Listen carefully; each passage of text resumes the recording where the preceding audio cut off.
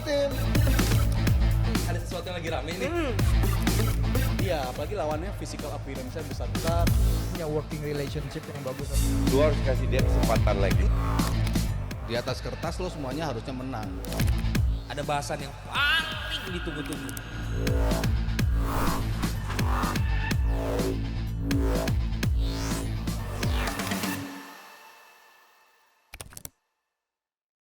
Oke, ini karena udah dari tadi udah banyak yang komen-komen tentang Chelsea ya. Ini saatnya kita bahas tim yang bikin PSG frustasi sampai Enrique ribut sama Joe Pedro. Ada lagi Joe Navas yang lebih kesel lagi sampai jambak rambut kukurnya lah kayak cewek ya, mainnya jambak-jambakan. Silakan Mas Adiani ini waktu untuk memuji Chelsea setinggi langit. Ini menjadi bragging rights bagi para pendukung Chelsea karena untuk beberapa tahun ke depan mereka adalah juara dunia. Yes. Best 4 tahun in paling the ya. world. Dan berikutnya di Qatar sepertinya.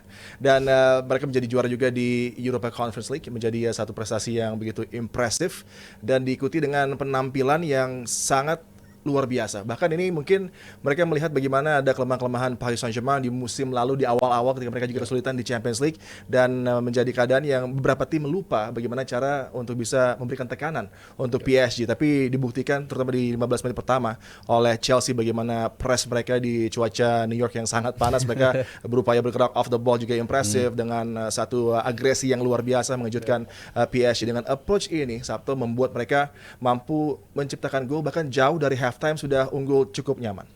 Iya, sebulan lalu orang mentertawakan ya, begitu mereka juara Conference League.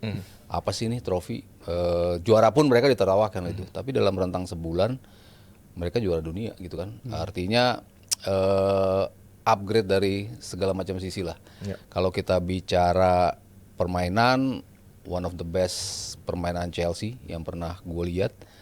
Terutama lawan yang dihadapi monster berbentuk PSG yang semua musuh dihancurin dalam 8 pertandingan sebelumnya. Mereka hanya kemasukan 1 gol waktu kalah sama Botafogo ya, kalah 1 gol. Sementara kemarin dari halftime tadi Adi bilang mereka sudah kebobolan 3 gol. Lalu ini jumlah gol yang terbanyak juga yang dirasakan oleh PSG dalam 103 pertandingan terakhir. Artinya butuh something special untuk membuat PSG merasakan hal seperti ini. Dan memang tadi malam Chelsea betul-betul spesial.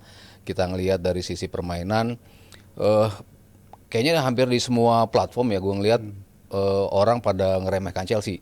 Banyak sekali yang meremehkan Chelsea. Tapi Bahkan pendukung Chelsea sendiri awalnya nggak terlalu yakin. Iya, kemarin Lawan juga Paris Saint-Germain. rame di ESPN FC juga banyak pandit yang asal Chelsea bilang, udahlah mereka 10 pemain aja di belakang bola, nggak usah ngapa-ngapain, lu jaga aja di defense gitu.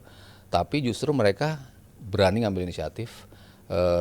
Angkat topi gue buat Maresca, dia berani untuk memasang Reece James lagi di posisi itu. Banyak yang mempertanyakan kenapa, ya karena Lavia cedera ya, mungkin jadi lebih mendorong Reece James di posisi itu. Tapi dengan ada di posisi itu, dia bisa mengcover juga sisi kanan ketika Malo Gusto naik, tapi dia punya umpan-umpan jauh yang luar biasa. Kita tahu ketika dia main di right back, dia bisa melakukan itu berapa kali untuk Chelsea, dan tadi malam lagi-lagi dia memberikan bola-bola jauhnya yang menjadi kekuatan utama Chelsea juga. How they defend, bagaimana mereka membuat PSG sama sekali nggak bisa mengembangkan permainan. Kemarin gue bicara juga ya ketika kita live reaction di sini, Maresca tahu bagaimana cara untuk bisa PSG itu nggak keluar dengan permainan seperti mereka. Lu harus press mereka. Nge-press kalau bisa sebetulnya 90 menit. Cuman kita menyadari bahwa cuaca panas, kaki yang sudah lelah mungkin dalam satu turnamen, lu nggak mungkin main pressing total man to man selama 90 menit.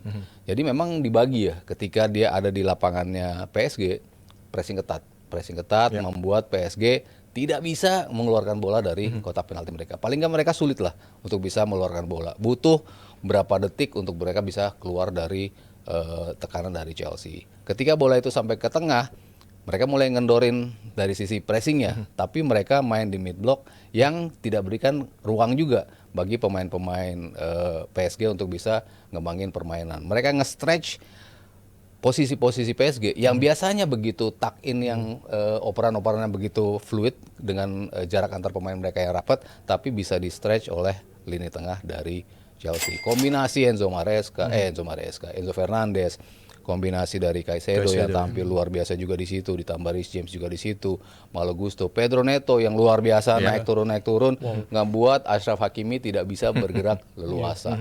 Malo Gusto juga mengerjakan PR-nya untuk membuat Nuno Mendes tidak bisa bergerak sebagaimana biasanya. Dua wingback ini tampil sangat luar biasa. Ketika bola itu masuk ke pertahanan mereka, lagi-lagi mereka lebih pressingnya lebih ketat lagi. Bahkan satu pemain di double team, sehingga gak ada gerakan bola terbuka yang bisa diberikan ke dalam kotak penalti. Mungkin di awal-awal mereka sempat kecolongan. Ada satu umpan Farah yang Desire Doué kita pikir bakal nembak tapi dioper, ketahan sama si Kukurea. Lalu ada tembakan juga dari Desire Doué yang kemarin Robert Sanchez. dapat itu nama baru ya, Sanchez. Karena kayak Peter Cech ya dari gaya dia berapa kali menggagalkan peluang dari PSG. Jadi ya the whole team, the whole players main dengan luar biasa, tapi strategi dari Enzo Maresca sih yang betul-betul membuat PSG gak bisa berkutik sama sekali. Ya, strategi menarik ya dari Enzo Maresca. Bagaimana juga coba memberikan penampilan terbaik Cole Palmer seperti apa sih? Back to basic. Membuat dia tampil di sektor flank sebelah kanan. Tidak misalnya dari area sentral seperti dia sempat struggle di second half of the season buat Chelsea di Premier League. Kemudian dengan adisi Joao Pedro yang meng-unlock benar-benar para penampil lainnya dari lini kedua hingga lini serang Chelsea. Dia juga bergerak berdua merapat untuk bisa mengganggu Nuno Mendes sehingga tidak nyaman, bola-bola in behind terus diperbanyak di sektor itu. Ini membuat situasinya kebingungan bagi PSG untuk bisa mencari cara bagaimana mengatasi approach dari Chelsea. Ya, bola-bola long ball yang dikirimkan langsung ke area belakang dari Nuno Mendes terbukti sangat merepotkan ya. Karena kita belakangan satu musim ini kan ngeliatnya dia dominan banget, ngelawan Yamal dia dominan, ngelawan Salah dia dominan, ngelawan Saka dia dominan. Tapi kayaknya mereka itu ketika menghadapi Mendes gak ada yang kiriman bola langsung ke area belakang Nuno Mendes gitu. Dan terbukti di pertandingan semalam akhirnya dicoba dan Palmer dominan banget atas Nuno Mendes di area sana. Jadi menurut gue Palmer tadi malam salah satu performa terbaik dia selama berseragam Chelsea, karena tadi Bung Adiani juga udah singgung banyak naik turunnya juga dia sebenarnya. Di 2025 ini gol dari open goalnya aja kan sebenarnya udah minim banget di musim yang ini, banyak dari penalti, open goalnya sulit banget. Tapi di pertandingan semalam dia ngebuktiin tampil nyaman banget, dia tahu persis apa yang perlu dia lakuin. Dan peran dari Joao Pedro gue nggak heran, karena gue sebagai fans Liverpool juga ngarepin kalau striker si Nunes cabut, salah satu yang gue pengen tuh Joao Pedro tuh. Karena apa ya, kalau istilah Bung Adiani a glue, sebagai lem gitu ibaratnya. Bola ke arah dia tuh dia tahu harus ngapain. Entah dia pantulin atau kebanyakan sih dia mantul ya, tipe-tipe striker pemantul, dan dia punya kemampuan untuk itu, ngebaca bolanya pinter, pergerakannya pinter. Dan tadinya gue pikir ketika Chelsea ngedatengin Liam Delap, oh transfer is done nih bagi Chelsea. Mereka udah punya opsi Liam Delap dan mereka udah punya opsi Nicholas Jackson. Tapi ternyata mereka kepikiran buat datengin satu striker lagi. Menurut gue ini sangat ideal dengan hadirnya seorang Joao Pedro. Pengalaman di Premier League juga bagus. Di musim lalu salah satu musim terbaik dia selama di Premier League dengan torehan double digit goal ya. Jadi menurut gue ini pemain yang masih berkembang. Dan rasanya Chelsea punya sesuatu dimensi yang berbeda ketika lu mainin Joao Pedro di atas lapangan pemantul. Tapi kalau ada Liam Delap, tipe tadi malam dia masuk kan tipe runner banget tuh dia. Ngejar bola. Tipe Haaland, petarung gitu. Jadi mereka ideal banget untuk musim depan. Kalau untuk Nico Jackson ya sabar-sabar aja dulu mungkin. Mungkin bukan sebagai nomor 9 lagi, tapi sebagai sayap mungkin bisa dicoba di sana. Atau pindah ke AC Milan. Atau pindah ke AC Milan, silakan tampung juga boleh. Tapi bagi Chelsea udah sangat ideal menurut gue. Tim ini udah tim bagus, dan tadi malam kita bahas juga ya, sangat sayang kalau ninggalin Reece James di bangku cadangan. Ini pemain yang nggak boleh lu tinggalin di atas lapangan, karena ini salah satu back terbaik yang pernah dimiliki Inggris menurut gue. Dan seandainya dia nggak kaki kaca, menurut gue yang berseragam Madrid sekarang udah bukan Trent Alexander-Arnold tuh, mungkin Reece James, karena lebih komplit dari aspek menyerang dan juga aspek bertahan. Dan itu yang lu dapat dari Reece James semalam. Chelsea done their homework lah ya. Ya itu dia. Mereka tahu. Kan kalau kita perhatiin PSG sebetulnya ada lubang-lubang ya.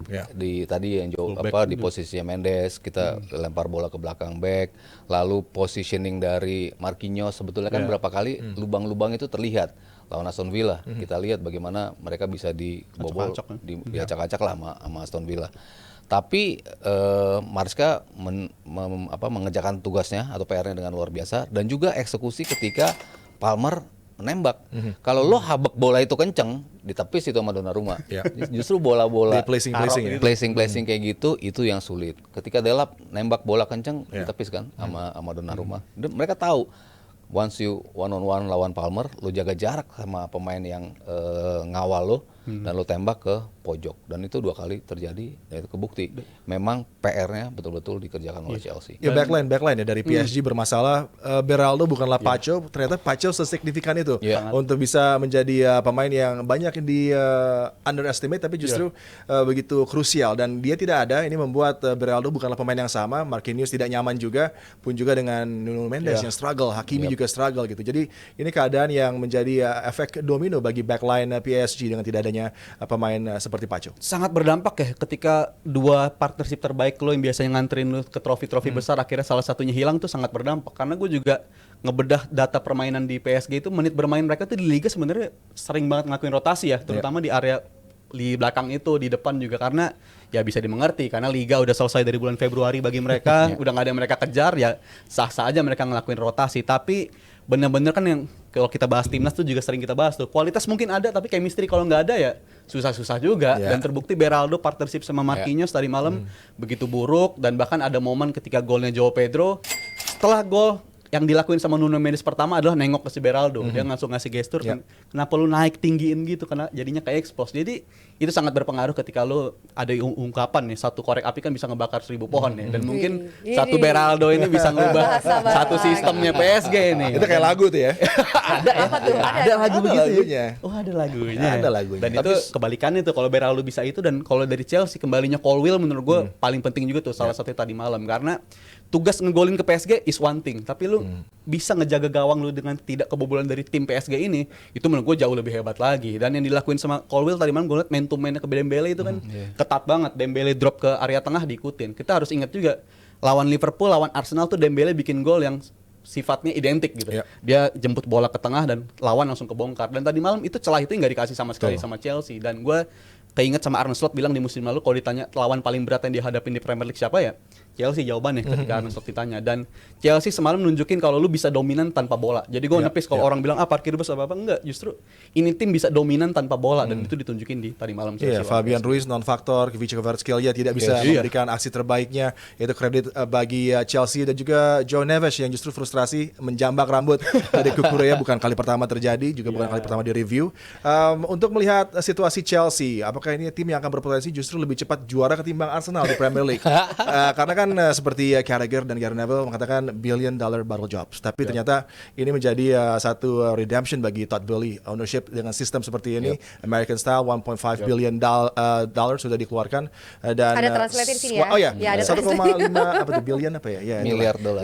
Miliar dolar sudah dikeluarkan dengan durasi kontrak yang panjang, tapi kita lihat average umurnya nggak ada yang lebih dari 27 tahun di roster dari Chelsea. Dan mungkin kalau ingin menjadi yang terbaik di Inggris, ada satu posisi yang masih problematik, penjaga gawang, di mana Sanchez mungkin bukanlah level elit dan konsisten, tapi semalam luar biasa dan bahkan mendapatkan apresiasi juga dari Donald Trump. Dan ini menjadi satu lagi posisi mungkin Chelsea bisa mengupgrade Sanchez di window yang akan segera ditutup nanti jelang dimulainya juga kompetisi Premier League.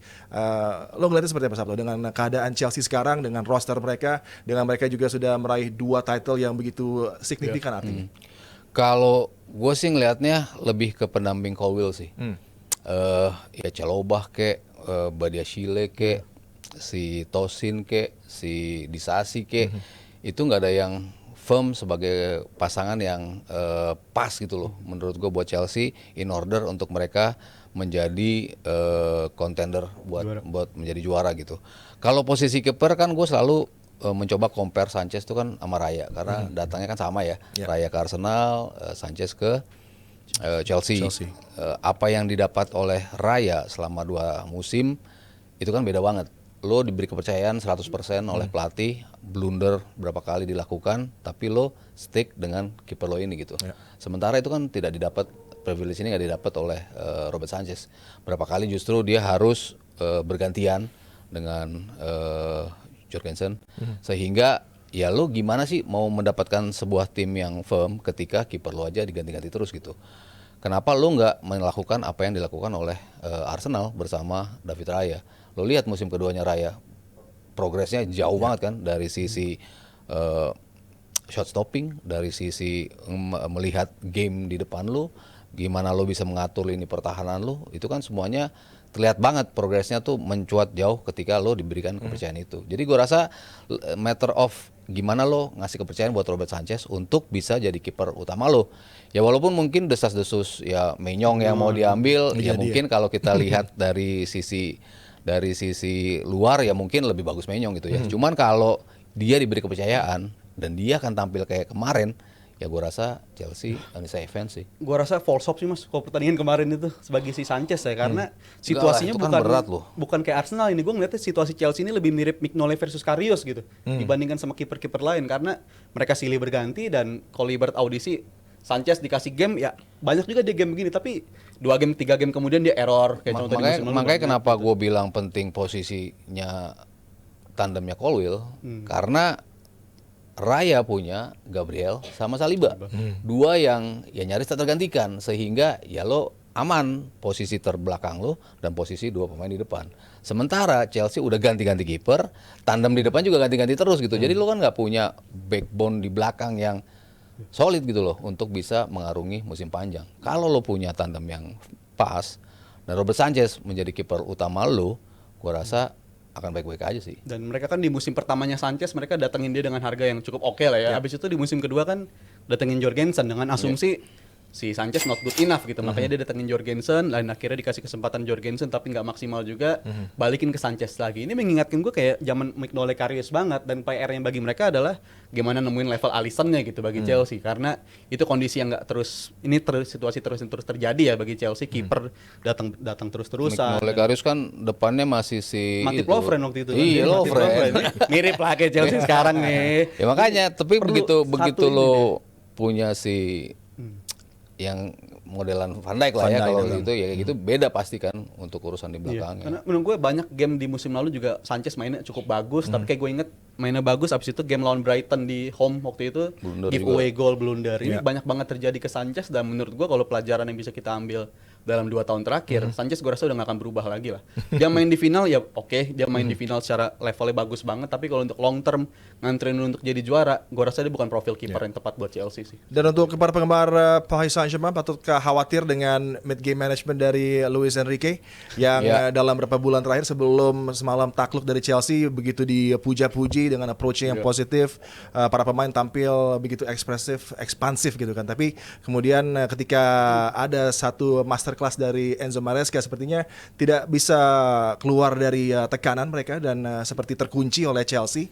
dan reaksi mereka tidak cukup untuk bisa memangkas keunggulan dari Chelsea. Patutkah khawatir nih para penggemar PSG dengan Luis Enrique, apalagi ada Piala Super yang akan mereka mainkan kan nantinya. Against Spurs. Mungkin salah satu game yang harus dilupakan sama Enrique sih kemarin.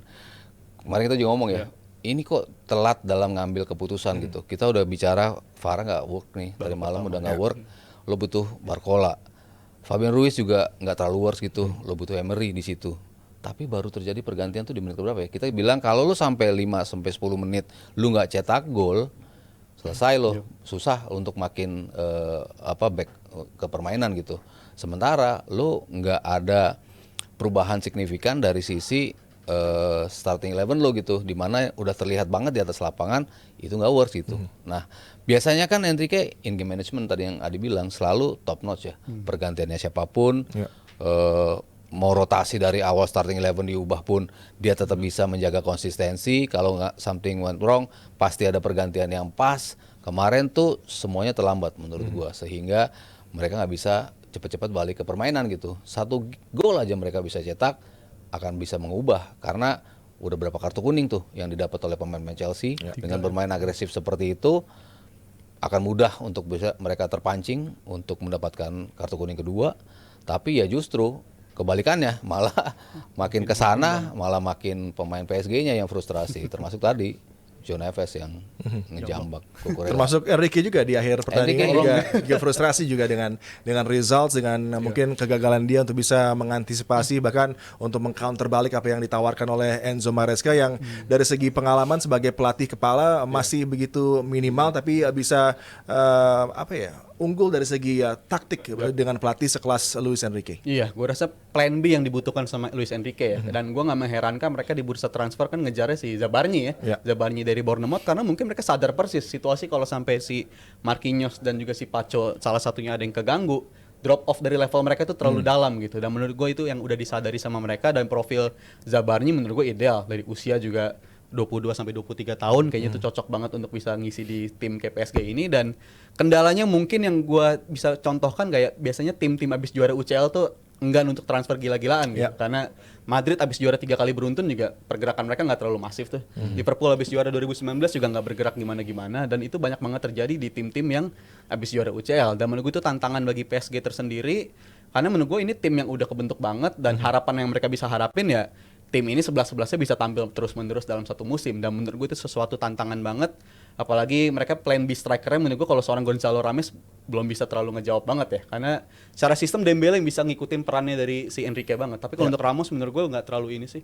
Terbukti mereka juga terganggu oleh cedera terus si Ramos. Bahkan di paruh musim kedua kemarin akhirnya baru bisa tersedia. Dan kalau lu mau bergantung sama plan B-nya seorang striker murninya Gonzalo Ramos, menurut gue nggak akan terlalu works bagi PSG. Tapi kalau untuk dominan, masih dominan. Tapi kalau untuk ketemu game-game kayak kemarin, menurut gue susah tuh bagi mereka. Ya, dan kita akan melihat statement post match dari Luis Enrique. Ini dia dengan raut yang begitu kecewa, kesal, dia berbicara seperti ini. Ingat zaman dia jadi pemain ya. Iya kan begitu kan. Ya. Kami bukan pecundang, kami adalah runner up. Pecundang adalah orang yang menyerah dan tidak mau bangkit. Saya tidak peduli apakah orang suka pada saya atau tidak. Karakter saya memang seperti ini sejak masih muda. Orang-orang yang mengenal saya tetap menyukai saya kok, tidak masalah. Betul. Ya karakter dia. Ya, di karakternya emang kuat banget ya. Maksudnya keluar masuk timnas Spanyol juga dalam menjadi pelatih, lalu ketika lu mantan Madrid tapi lu bisa segitunya membenci Madrid ketika lu berseragam Barcelona, itu kan nunjukin ya ini memang karakternya unik gitu ya. Yang waktu berantem sama Tassotti waktu hidungnya berdarah-darah tuh di 94. Itu kan ya kita pas kemarin dia marah kayak gitu, gue bilang wah ini kayak waktu dia zaman main memang begini nih. Luis Enrique emang meledak-ledak emosinya gitu ya. Ya, dia bilang kan dicoba memisahkan para pemain yang melakukan friksi gitu kan di lapangan setelah pertandingan, tapi kemudian ada gerakan dia tadi yang juga agak agresif gitu. Dan Enzo Maresca yang tadi berbicara juga dengan ini dia. Ketika saya gabung Chelsea, saya langsung cinta dengan skuad ini. Tapi bakat saja tidak cukup. Kesuksesan taktik bermain, kesamaan cara berpikir. Nah, kesuksesan ini karena itu katanya.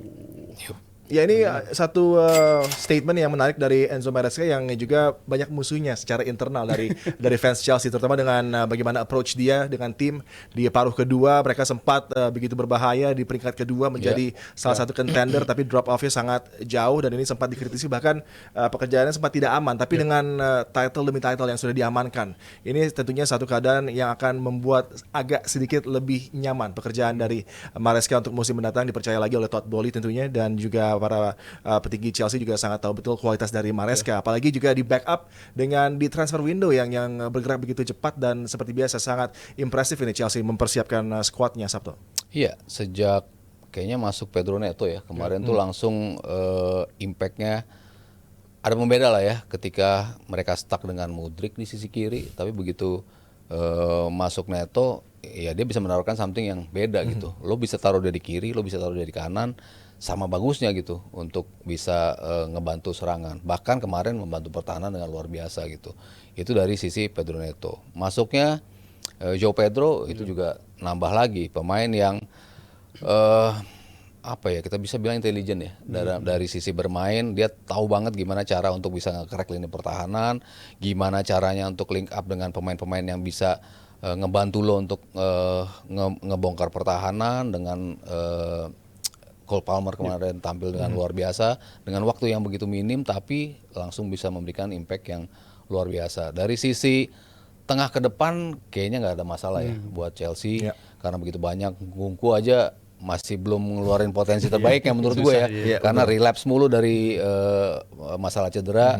Ya Pedro pasti akan tampil konsisten terus, depan udah ada jawabannya lagi. Di yang gue bilang tadi di awal ya lini belakang sih, walaupun stoknya banyak tapi nggak ada yang worthy untuk menjadi tandem dari Levi Colwill sih. Menurut gue itu yang harus sedikit diperbaiki oleh Chelsea. Itu di area sentral pertahanan ya. Ya. Tapi kalau kita lihat dari lini serang, lini tengah, lini belakang, Chelsea diam-diam punya 3 top quality players, elite players yang levelnya luar biasa. Kita lihat bagaimana Kukurea di zona pertahanan menjadi salah satu Sejak left juara back sama Spanyol tuh Iya, langsung menjadi beda left back ya. Langsung beda yang mainnya. mungkin one of the best di dunia bahkan di posisi dia gitu kan. Terus Moise Caicedo di lapangan tengah ini juga one of the best di posisi dia.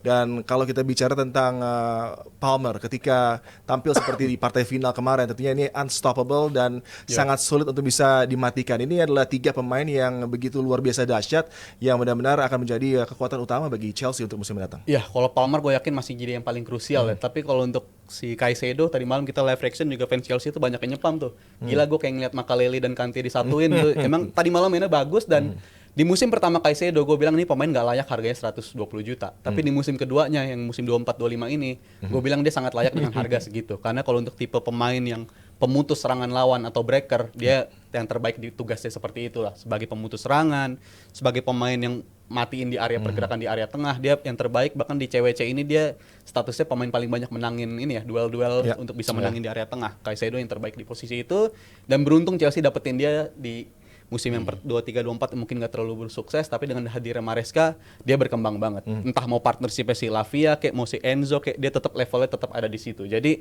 Caicedo dan juga Kukurea tadi Bung Adi singgung, habis itu Palmer ini yang terpenting juga. Dan menurut gue untuk musim depan nggak berlebihan kalau ini tim dianggap sebagai title contender yang kuat juga ya. Karena tadi di pembukaan Bung Adi bilang sampai Boxing Day jarak poin mereka cuma 2 poin, dan coba bayangkan apa yang mereka hadapi di musim lalu, pengalaman yang mereka dapat di paruh musim kedua dan juga pengalaman di CWC ini.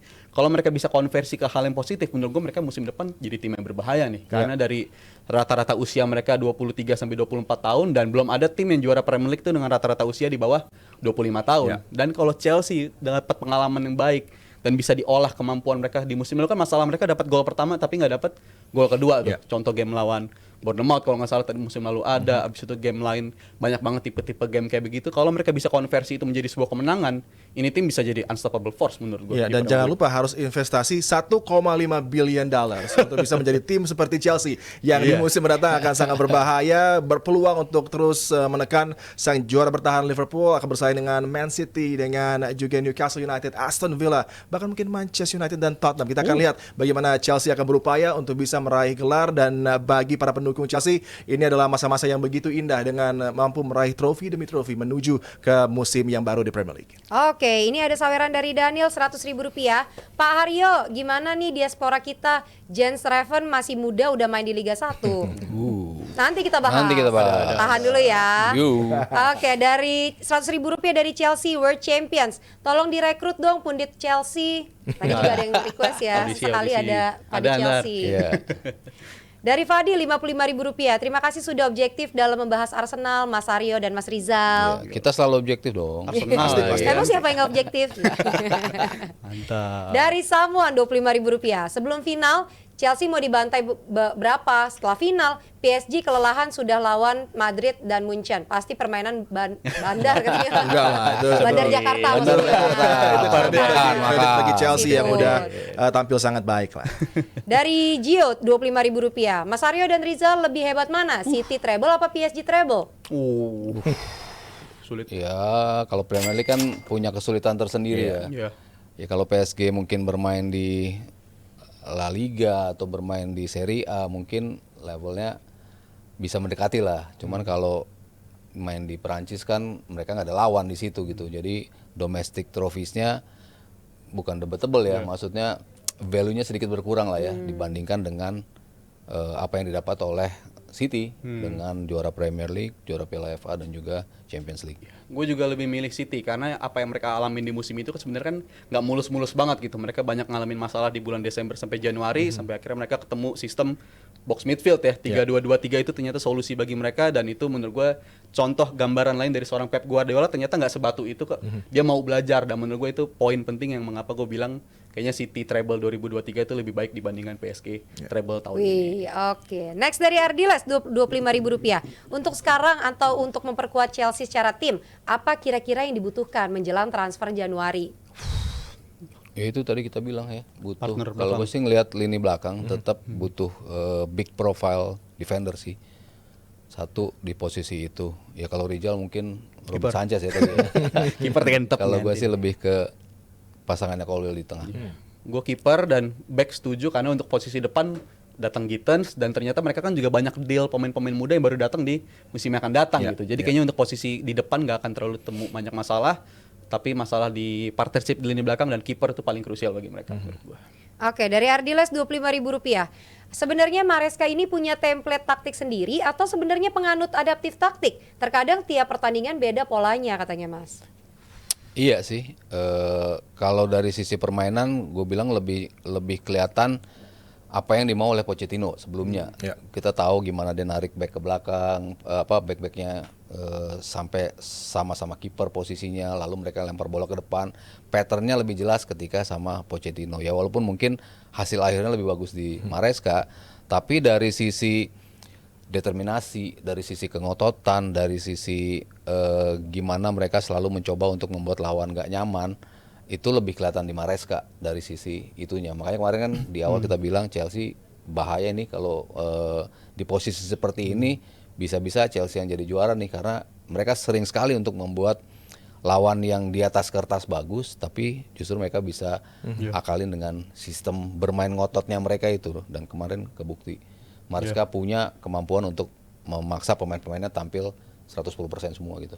Kemampuan dia juga untuk otak-atik tim yang di dua kompetisi berbeda, tim yang berbeda tapi cara mainnya tetap sama, itu menunjukkan mereka sebenarnya punya template permainan gitu. Dan mereka nggak ragu untuk melepas si Sancho, karena walaupun ada masalah di luar lapangan juga, tapi mereka nggak ragu untuk melepas Sancho dan datengin Jimmy Gittens.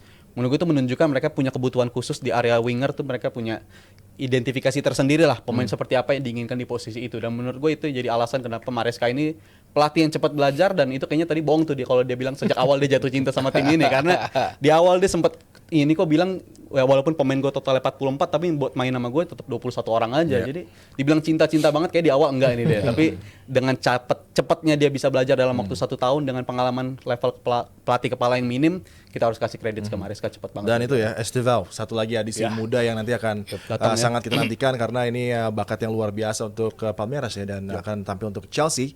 Dan untuk Maresca mungkin juga sudah belajar karena di 2 musim yang sudah berlalu bagi Leicester City dan juga Chelsea, first half of the seasonnya fantastis, tapi bagaimana di paruh kedua ada beberapa perubahan tactical yang justru tidak works, dan ini akan coba menjadi pembelajaran bagi Maresca.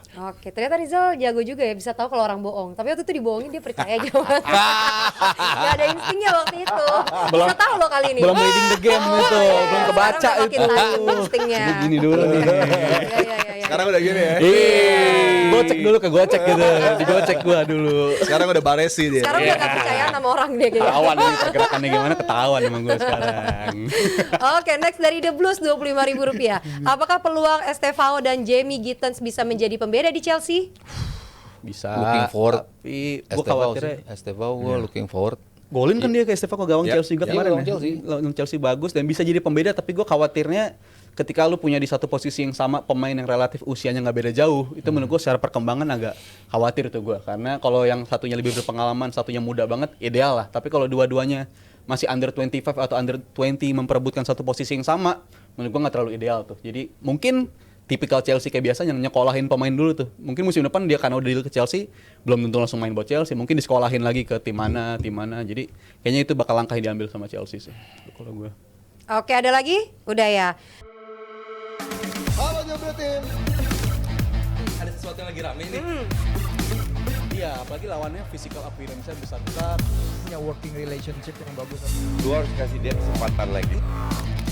Di atas kertas lo semuanya harusnya menang. Ada bahasan yang paling ditunggu-tunggu.